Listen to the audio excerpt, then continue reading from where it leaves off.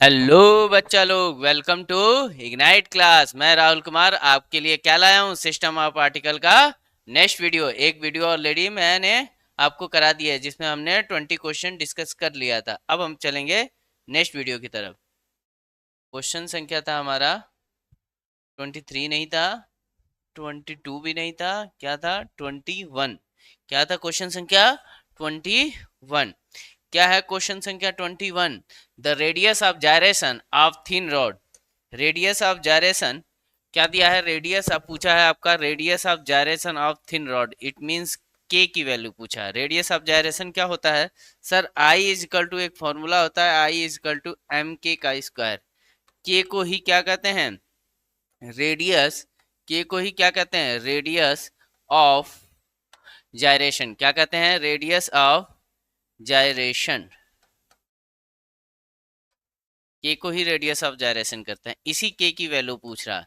तो सर एक काम करो, पहले तो आई इज इक्वल टू किसके लिए पूछा? यूनिफॉर्म रॉड है। क्या है? Rod, thin rod. तो रॉड है ये। रॉड के लिए आई की वैल्यू क्या होती है? तो रॉड के लिए आई की वैल्यू होती है I is equal to M L का स्क्वायर बाई 12। कब? जब वो एक्सेस सेंटर से पास हो। किससे? सेंटर से पास हो। ये एल है, ये इसकी टोटल लेंथ है, यहां से लेके यहां तक, यहां से लेके यहां तक। आई इजकल टू क्या आएगा? एम एल का स्क्वायर। ये किसके लिए होता है? रॉड के लिए, जब सेंटर से पास हो। किससे पास हो? सेंटर से। तो बस इसकी और इसको कंपेयर कर दो, इसको और इसको कंपेयर कर दो। एक कह रहा है I is equal to M K का स्क्वायर, एक कह रहा है I is equal to M L का स्क्वायर। तो एम के का square is equal to M L का स्क्वायर बाई 12। तो एम से एम कट जाएगा, तो के इजकल टू क्या आ जाएगा? एल अपॉन में रूट में 12। के इजकल टू क्या आ जाएगा? एल अपॉन में रूट में 12। Answer D. समझ में आ गई बात? कि यूनिफॉर्म रॉड का सबसे पहले तो याद रखिए मोमेंट ऑफ इनर्शिया, जब एक्सिस कहाँ से पास होंगे? एक्सिस पास होगा सेंटर से, मिड पॉइंट से। किससे पार्ट हो? मिड पॉइंट से, और वो भी परपेंडिकुलर हो, लेंथ के परपेंडिकुलर। ठीक है बच्चों, समझ में आया? क्या है? एक रॉड है, ये रॉड है, एक्सिस यहाँ इसके सेंटर से पास हो रहा है, तो और ये ऐसे ऐसे घूम रही है, तो इसका मोमेंट ऑफ इनर्शिया क्या होता है? I is equal to M L का स्क्वायर अपॉन में 12 होती है। क्या होती है? I is equal to M L का स्क्वायर अपॉन में 12 होती है। तो बस इस I is equal to M L का स्क्वायर बाई 12 को I is equal to M K का स्क्वायर से कंपेयर कर दिया, तो के की वैल्यू हमारी मिल गई। के की वैल्यू आई क्या? एल अपॉन में रूट में 20, 20 नहीं 12। What is the formula of angular momentum? Angular momentum का फॉर्मूला, एंगुलर मोमेंटम होता है कैपिटल एल, इसका फॉर्मूला होता है L is equal to I omega. आपको पता है इसका जो एनालॉग होता है वो होता है लीनियर मोमेंटम, और इनर्शिया का जो एनालॉग होता है वो होता है मास, और ये है वेलोसिटी। तो वेलोसिटी का एनालॉग तो देख सकते हैं आप, ये भी याद किए होंगे ट्रांसलेशन मोशन जब आप पढ़ रहे थे, तो P is equal to M V square, momentum is equal to mass into velocity. तो यहाँ मोमेंटम कौन सा था? ये लीनियर मोमेंटम था। तो एंगुलर मोमेंटम में क्या हो जाएगा? इनर्शिया इंटू में एंगुलर वेलोसिटी। तो ये याद रखिए फॉर्मूला। फॉर्मूले तो सारे आपके वेरी इंपॉर्टेंट है, क्योंकि आप समझ जाइए, आपके बोर्ड में अगर 40 मार्क्स का क्वेश्चन आता है, तो 40 मार्क्स में 5 मार्क्स तो डायरेक्ट फॉर्मूला आपसे पूछेगा। डायरेक्ट फॉर्मूला आपका 5 मार्क्स पूछेगा। ऐसे क्वेश्चन जरूर होंगे, 5 क्वेश्चन तो होंगे ही होंगे जो आपको फॉर्मूला बेस होंगे। ठीक है, तो सारे फॉर्मूला आप याद करके जाएं। ठीक है, what is the radius of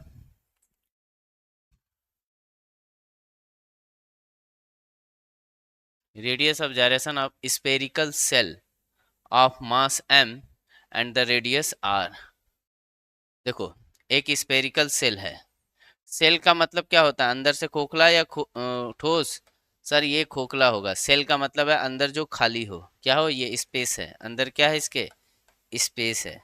तो सर इसके लिए आई इजकल टू क्या होता है? इसके लिए आई इजकल टू होता है एम आर का स्क्वायर, वो भी 2/3 के साथ।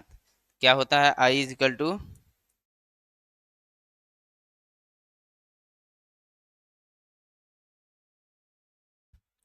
क्या होता है, I is equal to 2/3 M R का स्क्वायर। आर क्या है, आर इसकी रेडियस है, मास है इसका। तो ये हो गया कब, जब इसके सेंटर से पास हो, मतलब इधर से पास हो। ये खोखला गोला है, ठीक है, गोला भी नहीं है, ये स्पेरिकल सेल है। सेल का मतलब just like a ball, football ball होती है, वो स्पेरिकल सेल होती है। उसके सेट से बीच से पास हो, उस एक्सिस से।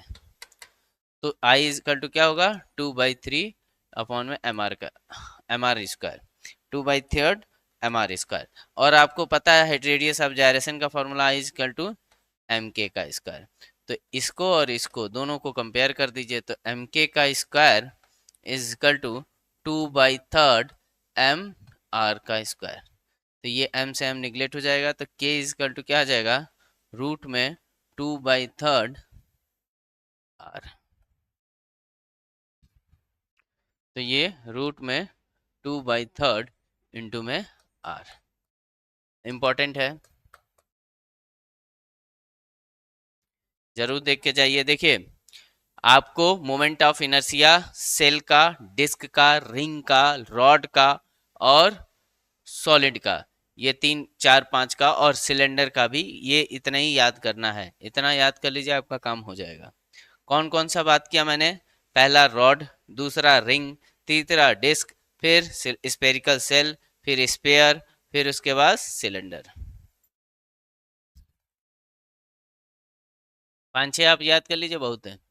According to the conservation of angular momentum, angular momentum conservation, angular momentum यानी कि कैपिटल एल की बात हो रही है। What happen and the object angular momentum when no external torque, कोई एक्सटर्नल टॉर्क ना हो।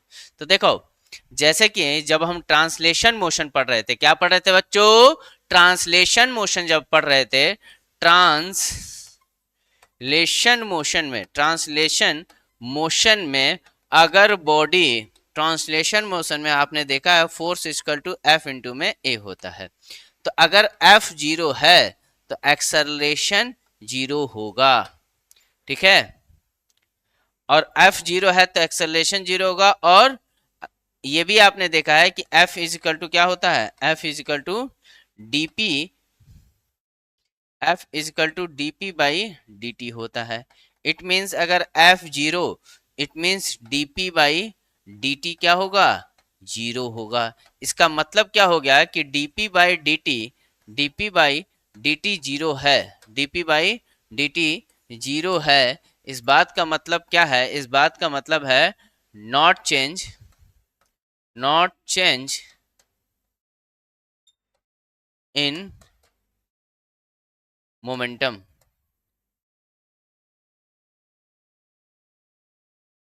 मोमेंटम में कोई चेंज नहीं होगा। मतलब मोमेंटम, लीनियर मोमेंटम, कौन सा मोमेंटम यहाँ पे, लीनियर मोमेंटम कांस्टेंट रहेगा। ये कब होगा, जब आपका फोर्स 0 हो। लेकिन अगर आपका टॉर्क 0 है, क्या 0 है, टॉर्क 0 है, तो टॉर्क इज इक्वल टू क्या होता है, टॉर्क इज इक्वल टू होता है, torque is equal to I alpha, torque is equal to I alpha. या फिर आपको टॉर्क इज इक्वल टू ये भी होता है डी एल अपान में डी टी, कंपेयर कर सकते हैं आप।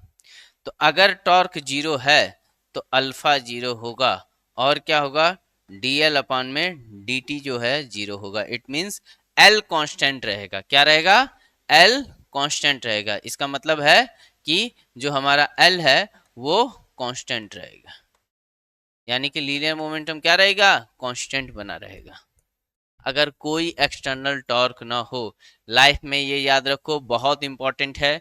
किसी भी बॉडी में अगर एक्सटर्नल टॉर्क नहीं है, अगर एक्सटर्नल टॉर्क नहीं है तो लीनियर मोमेंटम कंजर्व रहेगा, सॉरी, एंगुलर मोमेंटम कंजर्व रहेगा। एंगुलर मोमेंटम जितना था उतना ही बना रहेगा। समझ में आई बात, कब के केस में, जब कोई एक्सटर्नल टॉर्क नहीं होगा। ठीक, चलो नेक्स्ट।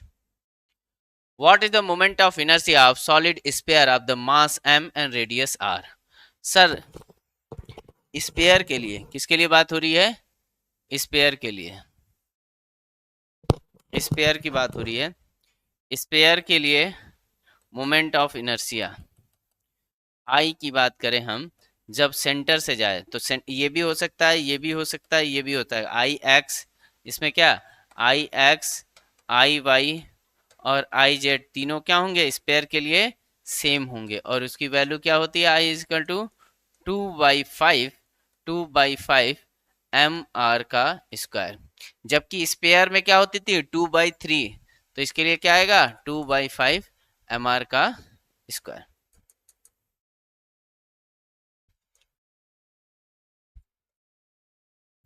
फटाफट स्क्रीनशॉट ले लो।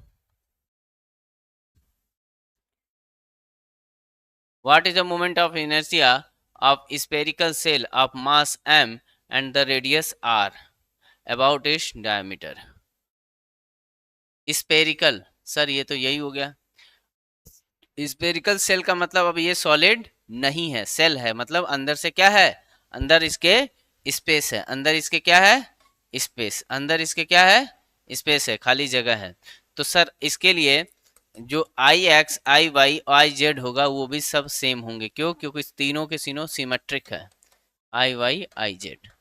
तो क्या होगा, क्या होगा, आई, तो आई इज इक्वल टू क्या होगा, दो 2/3 एम आर का स्क्वायर,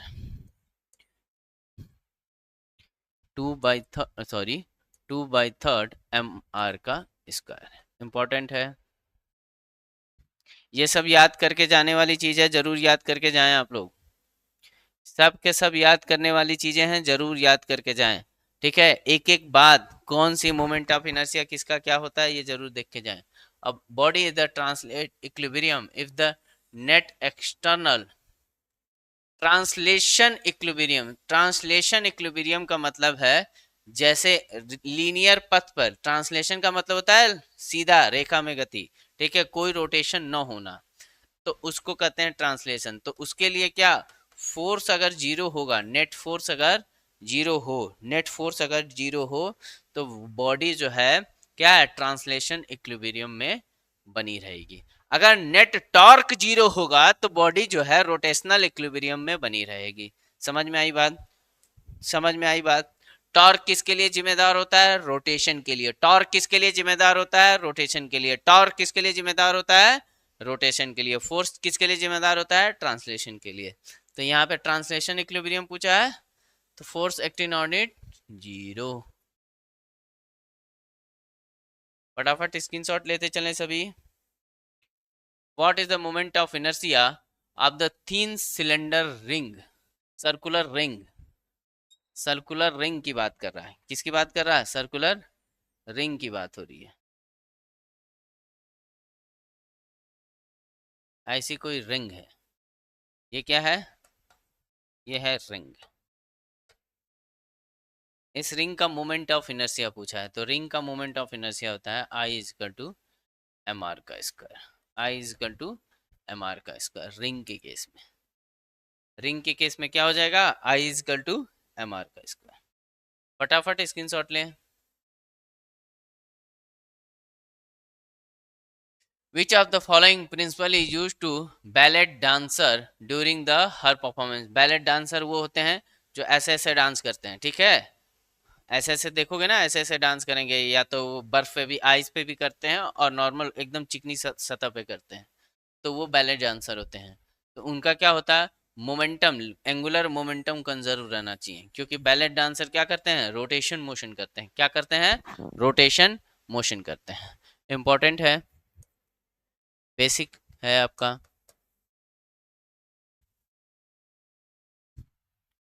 मोमेंटम को, एंगुलर मोमेंटम को कंजर्व करने की कोशिश करते हैं, एंगुलर मोमेंटम कंजर्व रहेगा तो वो गिरेंगे नहीं। What is the moment of inertia of thin rod M into L. देखो रॉड का मैं बताया था ना कि एक थिन रॉड है, उसमें क्या है, axis passing through the mid point perpendicular, तो ये वाली एक्सिस की बात कर रहा, ये इसका क्या है, मिड पॉइंट है, मतलब ये L/2 होगा, तो ये भी क्या होगा, L/2 होगा। तो बस हो गया। तो क्या इसका क्या मैंने लिखाया था, I is equal to M L का स्क्वायर अपॉन में 12, I is equal to M L का स्क्वायर अपॉन में 12। फटाफट स्क्रीनशॉट ले लीजिए।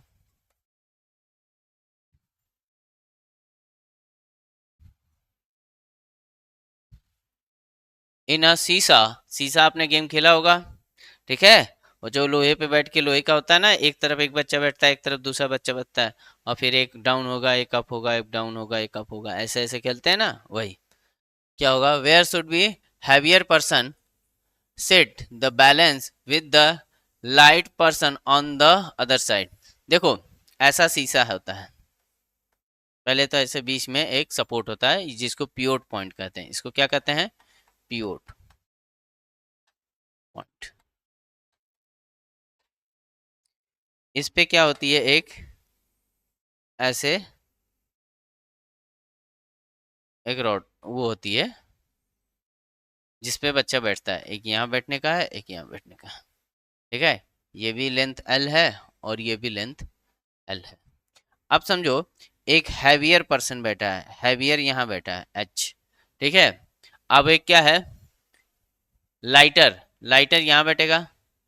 तो लाइटर को कहाँ बैठाया जाए कि ये बैलेंस यहाँ आ जाए, बैलेंस ऐसा बन जाए, तो बेटा कहाँ बैठाया जाए, तो इसको यहाँ बैठाया जाएगा। कहाँ बैठाया जाएगा, यहाँ बैठाया जाएगा, closer to the pivot point, closer to the pivot point, ठीक है। चलो फटाफट स्क्रीनशॉट ले लो। What is the radius of gyration of solid sphere M and are.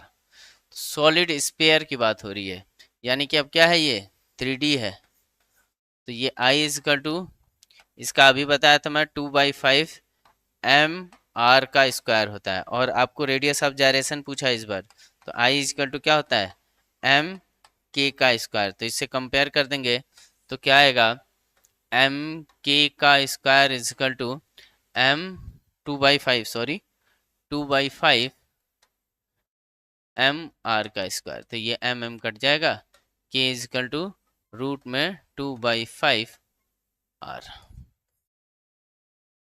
तो ये ऑप्शन आपका सही है। फटाफट स्क्रीनशॉट ले लीजिए आप लोग। चलिए चलते हैं नेक्स्ट वीडियो पे। On what quantity does angular momentum depend. Angular momentum किसके किस पे डिपेंड करता है, तो angular momentum L is equal to होता है आई ओमेगा। आई ओमेगा किस पे करेगा, moment of inertia and angular velocity, moment of inertia and angular velocity पर। फटाफट बेटा स्क्रीनशॉट ले लो, इंपॉर्टेंट है। मैंने बोला था फॉर्मूला बेस कम से कम 5 क्वेश्चन आएंगे। What is the radius of gyration of the thin circular disc mass m radius r। Disk की बात हो रही है। डिस्क कैसा, ऐसा होता है, ऐसा, ये डिस्क है, ये क्या है, डिस्क, जैसे कि थाली, खाना खाने वाली थाली होती है ना, वैसी। तो इसके लिए आई इजकल टू क्या होता है, एम आर का स्क्वायर बाई 2। रिंग के लिए क्या होता है, एम आर का स्क्वायर। डिस्क के लिए क्या होता है, एम आर का स्क्वायर बाई 2। फिर से बता रहा हूँ, रिंग के लिए क्या होता है, एम आर का स्क्वायर। डिस्क के लिए क्या होता है, एम आर स्क्वायर बाई 2। तो इसका क्या करना है, रेडियस ऑफ gyration पूछा है, यानी कि के की वैल्यू पूछा है, क्या होता है, I is equal to M K का स्क्वायर। तो के इज इक्वल टू क्या आ जाएगा, आर बाई √2। दोनों को कंपेयर करेंगे, वैल्यू फाइंड आउट कर लेंगे। फटाफट स्क्रीनशॉट ले लो।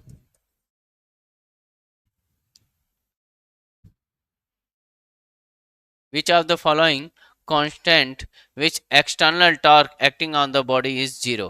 External torque zero, it means dl by dt is equal to क्या रहेगा, कांस्टेंट बना रहेगा, dl by dt कांस्टेंट बना रहेगा।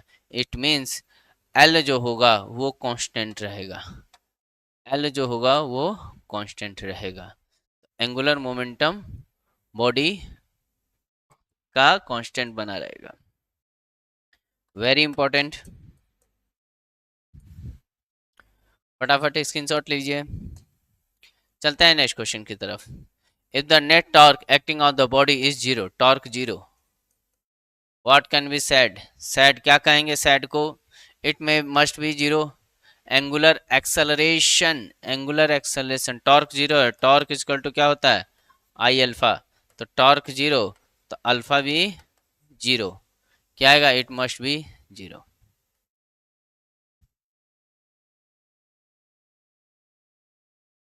फटाफट स्क्रीनशॉट लें।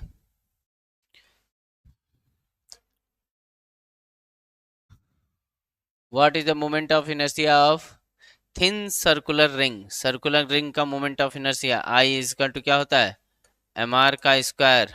रिंग के लिए क्या होता है, एम आर का स्क्वायर। फटाफट स्क्रीनशॉट ले लो। When is the object is rotational equilibrium? Rotational equilibrium. It means torque is equal to zero. When it is a rest, when is the net torque acting as a zero? क्या आएगा, net torque zero आएगा। फटाफट screenshot ले लो। What is the moment of inertia of thin circular disc of disc? Moment of inertia of disc ये क्या है, pf। mass m and the radius r about the axis passing through the center of perpendicular। Disk के लिए moment of inertia अभी बताया था 1/2 mr का square. ये पी वाई क्यू है आपका, प्रीवियस ईयर है। डिस्क के लिए ये होता है, डिस्क कैसा, थाली की बात हो रही है। उसमें हमें रेडियस ऑफ जायरेशन पूछा था, अभी आपसे ये पूछ लिया। The SI unit of moment of inertia, I is equal to क्या होता है, एम आर का स्क्वायर। रेडियस ही तो है, तो ये एम के जी और ये मीटर का स्क्वायर, तो के जी मीटर का स्क्वायर। फटाफट स्क्रीनशॉट ले लीजिए। What is the linear velocity of the particular and the axis rotation of the rigid body? ये आपका होमवर्क क्वेश्चन है। मिलते हैं बच्चों नेक्स्ट वीडियो में इसी तरह बेहतरीन क्वेश्चन, पीवाईक्यू क्वेश्चन के साथ आपको। ठीक है, नेक्स्ट चैप्टर आपका होगा, आप कमेंट बॉक्स में कमेंट कर दीजिएगा कि आपको नेक्स्ट चैप्टर, रिमेनिंग 2 ही चैप्टर बचे हैं। एक काइनेटिक थ्योरी ऑफ गैस बचा हुआ है और एक आपका एसएचएम वेव्स वाले टॉपिक बचे हैं, तो उसको हम करा देंगे। ठीक है बच्चों, आप लोगों को दोनों में से जो जल्दी चाहिए वो कमेंट भी कर सकते हैं, नहीं तो हम अपने से भी करा देंगे। थैंक यू बच्चों, thank you to all of you, thank you.